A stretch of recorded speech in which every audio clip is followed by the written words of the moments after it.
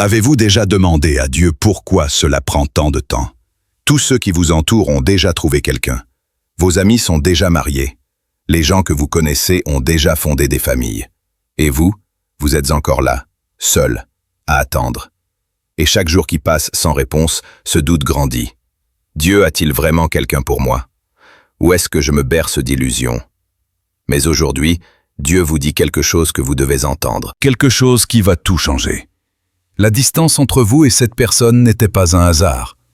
Elle était voulue, et la raison va vous bouleverser. Je ne vous ai pas séparés parce que je le voulais. Je vous ai séparés parce que je le devais. Si vous étiez restés ensemble dans l'état où vous étiez, cela se serait terminé. Pire qu'avant, et je ne fais pas les choses à moitié. Dieu a vu ce que vous ne voyez pas. Il savait que vous n'étiez pas prêt. Pas comme il le fallait. Vous pensiez l'être? Vous ne l'étiez pas. Vous portiez encore des blessures ouvertes. Vous aviez encore des schémas à briser. Vous confondiez encore besoin et amour. Et si cette personne était revenue dans cet état, vous auriez tout accepté pour ne plus être seul. Dieu vous aime trop pour permettre cela. Alors, il a fait ce que fait tout bon père quand il voit son enfant sur le point de prendre une décision qui ruinera son avenir. Il est intervenu. Il vous a séparés. Et il a commencé à œuvrer. Ces derniers mois, peut-être ces dernières années, Dieu a opéré en vous une chirurgie spirituelle. Il a arraché des racines d'insécurité dont vous ignoriez l'existence. Il a guéri des traumas que vous pensiez avoir surmontés. Il vous a appris la différence entre quelqu'un qui vous désire et quelqu'un que Dieu envoie. Et maintenant, vous êtes différent. Vous n'êtes plus cette personne désespérée qui acceptait des miettes affectives. Vous n'êtes plus celle qui se contentait d'un demi-amour.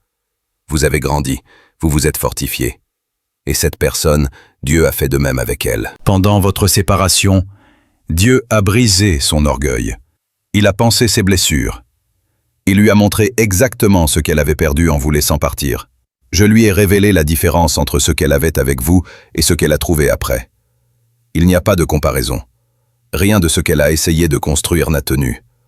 Personne n'a pu vous remplacer, car ce que j'unis, je ne permets pas qu'on le remplace. Vous devez comprendre ce qui s'est passé pour cette personne pendant votre éloignement. Elle a essayé d'avancer. Elle a tenté de se convaincre qu'elle avait fait le bon choix. Elle a cherché à bâtir quelque chose de nouveau avec d'autres, mais rien ne collait. Rien n'avait de sens, car Dieu ne l'a pas permis. À chaque tentative de lien avec quelqu'un d'autre, une voix intérieure lui disait « Ce n'est pas ça. Ce n'est pas ce que tu as perdu. » À chaque regard dans les yeux d'un autre, elle se rappelait les vôtres. À chaque tentative d'intimité, elle se souvenait de votre connexion.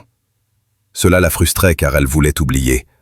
Elle voulait que vous ne soyez qu'un souvenir. Mais Dieu ne l'a pas permis, car ce qui l'unit dans l'esprit, aucune décision humaine ne peut l'effacer complètement. Je vous ai gardé vivant dans sa mémoire, non comme une punition, mais comme un rappel constant qu'elle fuyait ce que j'avais préparé. Et il est arrivé un moment où elle ne pouvait plus fuir. Cette personne arrive au bout d'un chemin où elle a testé toutes les alternatives, exploré tous les autres sentiers. Et maintenant elle sait, non par illumination, mais par révélation, que vous faites partie du plan de Dieu pour sa vie. Il y a une immense différence entre quelqu'un qui revient parce qu'il n'a plus d'options et quelqu'un qui revient parce que Dieu lui a ouvert les yeux. Cette personne ne revient pas vaincue, elle revient convaincue, pas par besoin, par direction divine, pas pour répéter les erreurs, pour construire correctement. Vous le remarquerez à l'humilité qu'elle portera, sincère, à la clarté qu'elle aura, profonde, à l'engagement qu'elle montrera, durable. Proverbe 16:9 dit « Le cœur de l'homme trace sa route, mais c'est l'Éternel qui dirige ses pas. » Cette personne avait tracé d'autres chemins, mais Dieu dirige ses pas vers vous. Et quand Dieu dirige, aucune résistance ne peut la retenir. Il y a dans la Bible une histoire qui explique parfaitement ce qui se passe. Jacob a travaillé 7 ans pour épouser Rachel. 7 ans. Mais le jour du mariage, son beau-père l'a trompé et lui a donné Léa, la sœur aînée. Jacob était furieux. Il avait travaillé 7 ans pour la mauvaise femme et devait maintenant en travailler 7 autres pour Rachel. Pensez-vous qu'il a abandonné? Non, car quand on sait que quelque chose a été promis par Dieu, aucun obstacle n'est trop grand, aucune attente n'est trop longue. Et savez-vous ce que dit la Bible? Que ces seconds 7 ans semblèrent à Jacob quelques jours seulement, tant il aimait Rachel. Quand Dieu promet quelque chose, le temps d'attente n'est pas perdu. C'est un investissement, une préparation. C'est Dieu qui s'assure que, quand vous le recevrez, vous serez prêt à le garder. Et en cet instant précis, Dieu finalise le processus. Il aligne les derniers détails, il enlève les derniers obstacles. Il prépare la scène pour les retrouvailles. Vous saurez que cela arrive car vous sentirez un changement. Rien de spectaculaire, rien d'évident, mais quelque chose d'incontestable. Bientôt, vous penserez à cette personne différemment. Sans angoisse, sans douleur, mais avec une certitude tranquille. Comme si quelque chose en vous savait déjà ce qui vient. Vous ferez peut-être un rêve.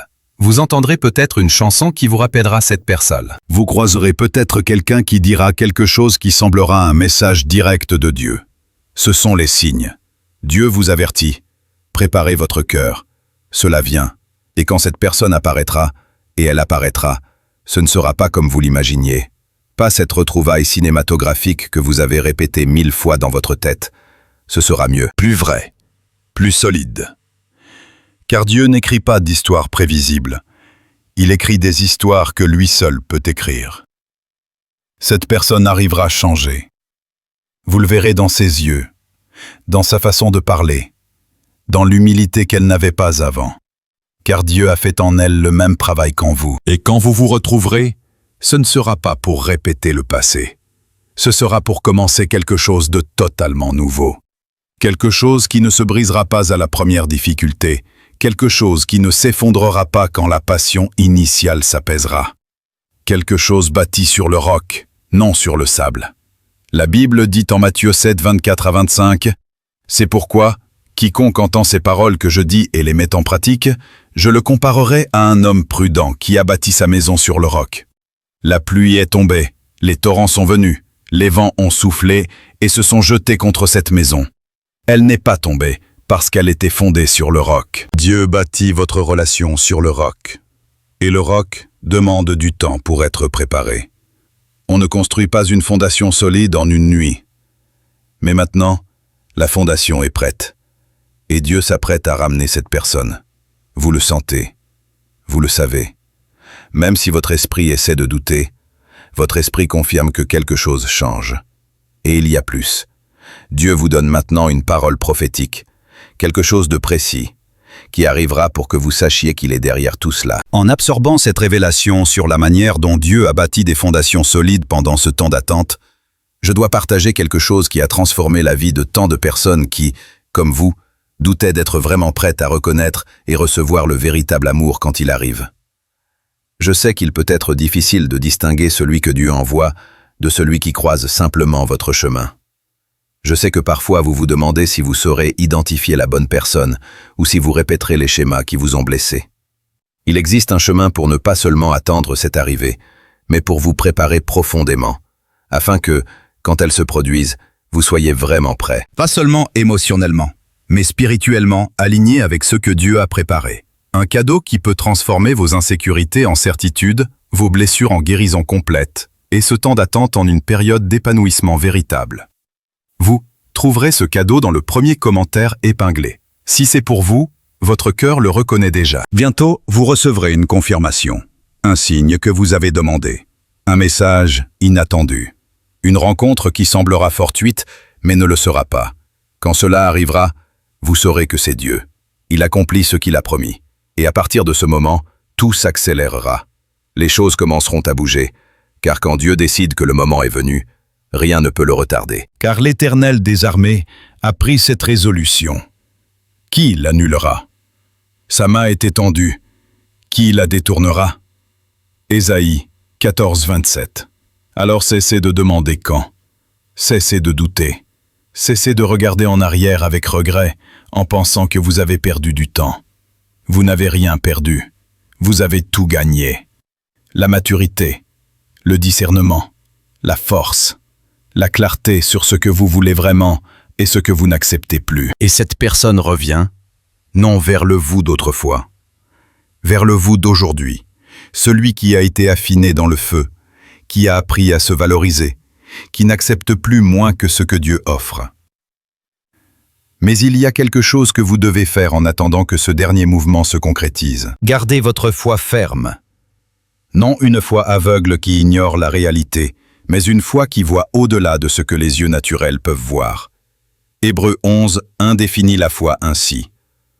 Or la foi est une ferme assurance des choses qu'on espère, une démonstration de celles qu'on ne voit pas. Vous ne voyez pas encore cette personne revenir, mais la foi est la preuve que cela arrivera. La foi n'attend pas de voir pour croire. Elle croit, puis voit la manifestation. Et Dieu vous demande cela maintenant. De garder la certitude même sans voir encore, de croire en la promesse même sans confirmation physique, de faire confiance à son timing même quand le vôtre hurle que c'est trop tard. Car la foi déplace des montagnes. La foi ouvre des portes. La foi fait exister ce qui n'existe pas encore dans le domaine naturel. Avez-vous remarqué que quand vous lâchez enfin prise, c'est exactement à ce moment que cela revient? Ce n'est pas de la magie, c'est un principe spirituel. Tant que vous vous accrochez désespérément, vous bloquez le flux. Mais quand vous lâchez et faites confiance à Dieu, vous lui permettez d'agir librement. Elle vous ronge. Elle vous empêche de dormir. Elle vole la joie du présent car vous êtes obsédé par l'avenir. Mais l'espérance vous fortifie. Elle vous donne un but. Elle vous maintient stable. Elle vous permet de vivre pleinement aujourd'hui en attendant demain. Dieu veut que vous viviez dans l'espérance, non dans l'anxiété. Et en transformant l'anxiété en espérance confiante, souvenez-vous qu'il existe des outils pratiques pour vous accompagner dans ce chemin de préparation. Le cadeau dont j'ai parlé vous attend dans le premier commentaire épinglé, prêt à vous guider dans ce processus de guérison et d'alignement. Et savez-vous pourquoi? Parce que l'anxiété est un manque de confiance, mais l'espérance est une confiance active. L'espérance, c'est savoir que cela arrivera et vivre comme si c'était déjà en route. Philippiens 4, 6 à 7 dit « Ne vous inquiétez de rien, mais en toute chose faites connaître vos besoins à Dieu par des prières et des supplications, avec des actions de grâce. Et la paix de Dieu, qui surpasse toute intelligence, gardera vos cœurs et vos pensées en Jésus-Christ. » Vous avez prié, vous avez présenté votre requête. Maintenant, Dieu vous demande de reposer dans sa paix pendant qu'il agit. Et il y a une autre chose importante à comprendre. Dieu ne ramène pas seulement cette personne. Il la ramène avec un but, une mission, un destin. Cette relation n'est pas seulement pour votre bonheur. Elle est pour que, ensemble, vous soyez un témoignage. Pour montrer au monde que Dieu restaure encore, guérit encore, honore encore ceux qui lui font confiance. Et nous savons que toute chose concourt au bien de ceux qui aiment Dieu, de ceux qui sont appelés selon son dessein. Romains 8, 28. Tout, absolument tout ce que vous avez traversé avait un sens. Chaque larme, chaque nuit sans sommeil, chaque moment de douleur, rien n'a été perdu. Dieu utilisait tout pour vous façonner et vous préparer à ce qui vient. Et quand cette personne reviendra, et que vous raconterez votre histoire, d'autres entendront et croiront à nouveau. Ils verront que Dieu ne les a pas abandonnés non plus. Ils auront l'espoir que ce qui semble mort peut ressusciter. C'est le sens plus grand. Ce n'est pas seulement pour vous. C'est pour le témoignage que vous laisserez. Ésaïe 60, 22 dit « Au temps marqué, moi l'Éternel, je m'en chargerai, et je le ferai promptement. » Le temps marqué est venu, et ce que Dieu a promis arrivera promptement. Pas selon le temps des hommes, selon le sien. La distance entre vous et cette personne n'était pas une punition, c'était une protection. Ce n'était pas un rejet, c'était une préparation. Ce n'était pas Dieu qui vous oubliait, c'était Dieu qui vous façonnait pour quelque chose de plus grand que ce que vous voyez. Et maintenant, tout prend sens. Vous comprenez, vous voyez ce que Dieu faisait depuis le début. Il ne vous faisait pas attendre pour rien. Il s'assurait que, quand vous le recevriez, vous ne le perdriez plus jamais. Et cette personne arrive, plus blessée, plus confuse, plus divisée, mais entière, prête, convaincue. Et vous êtes prêt aussi. Vous êtes entier aussi. Vous êtes convaincu aussi. Et quand vous vous retrouverez, ce sera la rencontre de deux personnes complètes, non de deux moitiés désespérées.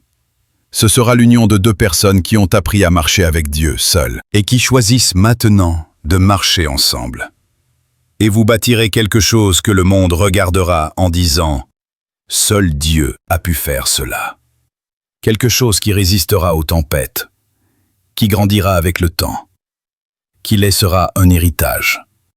Et pour bâtir cet héritage sur des fondations vraiment solides, il existe un guide spécial intitulé « Comment attirer et reconnaître le véritable amour » qui peut vous aider à vous assurer que, quand ce moment arrivera, vous ne ferez pas que recevoir cet amour, mais saurez le nourrir et le faire grandir. Car attendre si longtemps mérite que vous soyez pleinement préparé à ne pas le laisser filer quand il arrivera enfin.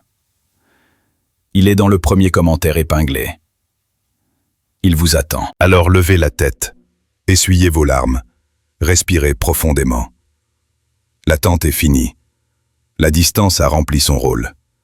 Et les retrouvailles sont plus proches que vous ne l'imaginez, plus proches que vous ne le sentez, plus proches que vous ne le voyez. Car dans le domaine spirituel, cela s'est déjà produit. Dieu l'a déjà décrété. Il ne reste plus qu'à le manifester dans le monde naturel.